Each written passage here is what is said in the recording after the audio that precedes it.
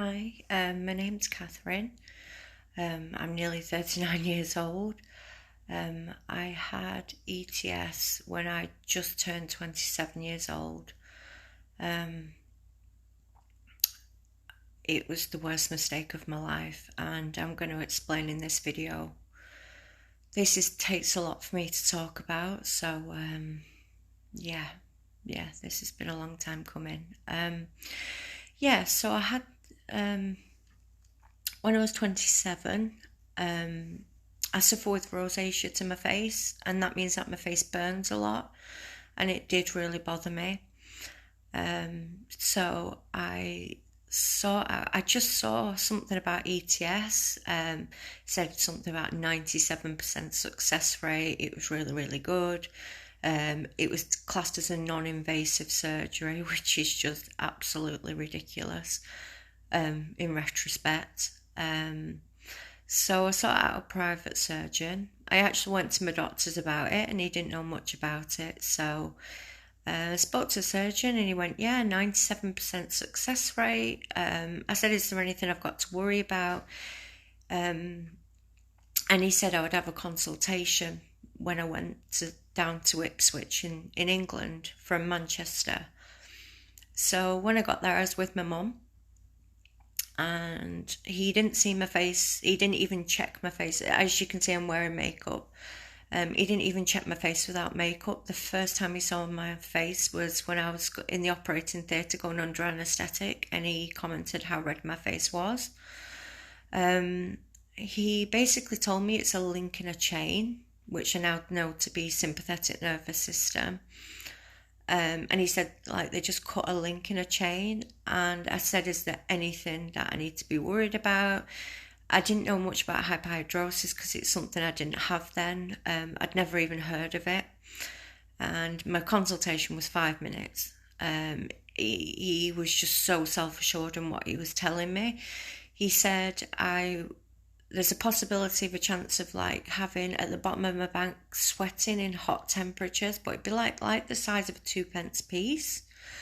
And he said that I could get Horner syndrome, which is when the eyelid droops, but he said that generally corrects itself within a couple of months, which is not the case for a lot of people. I didn't get Horner's.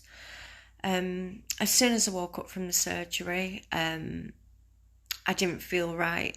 I remembered that he didn't examine me, and what he'd said just prior to going into surgery. My mum wasn't sure either, but when I woke up, I had very hot hands.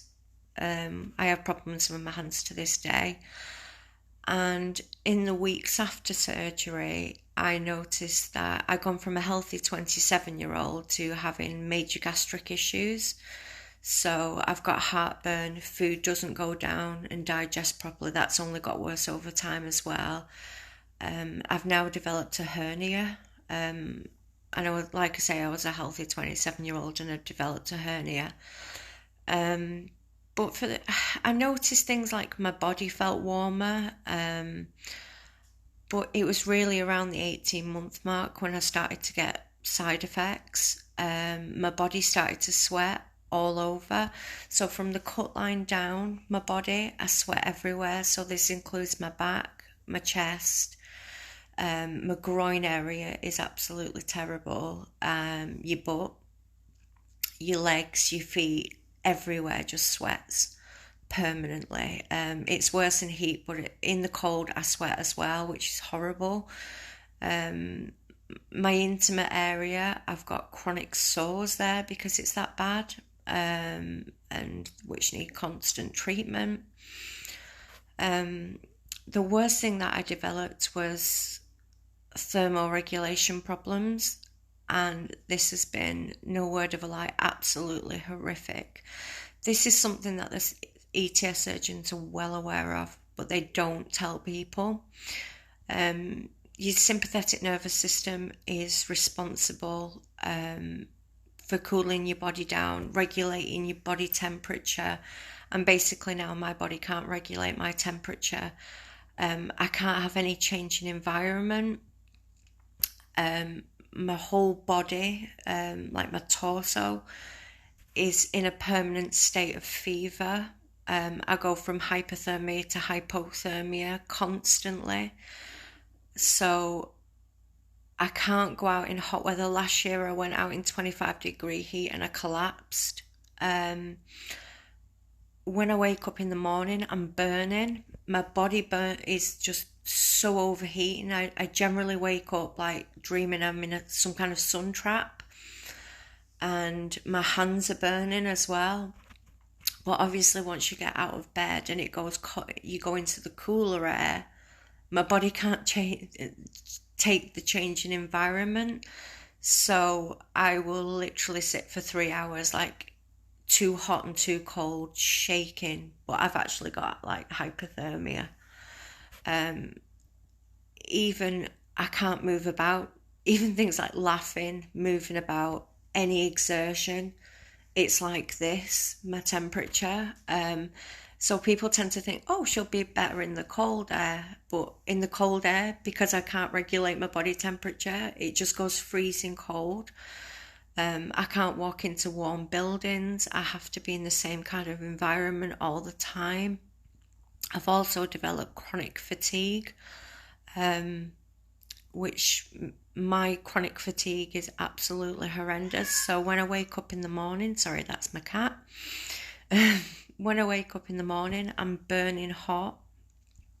I feel like I've been hit by a truck, and I find it very hard to do anything but get off the couch in the day, because as soon as I stand up, I get tachycardic, so it's affected my heart as well.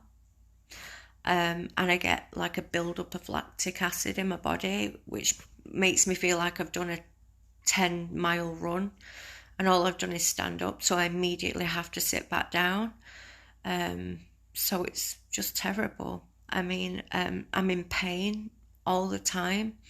The site in my back, which is about here, has obviously formed scar tissue over time because things have changed. But basically from here up, my body can't sweat. And from here down, so it's denerved this part of my body completely. And from this part of my body down, it's totally hyperactive to everything. I've also developed a problem with urination. So I can't, basically my bladder doesn't empty because it's not sending the signal to my brain. So I've got really bad scarring of the bladder.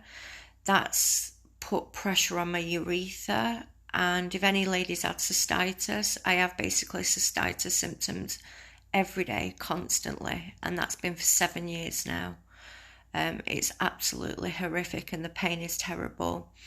I've also been, I've gone around every neurologist in the UK.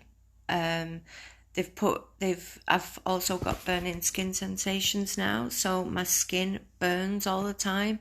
It's like a sensory issue. My sensory pathways have been changed permanently, so everything hurts. It's really, really difficult to live with.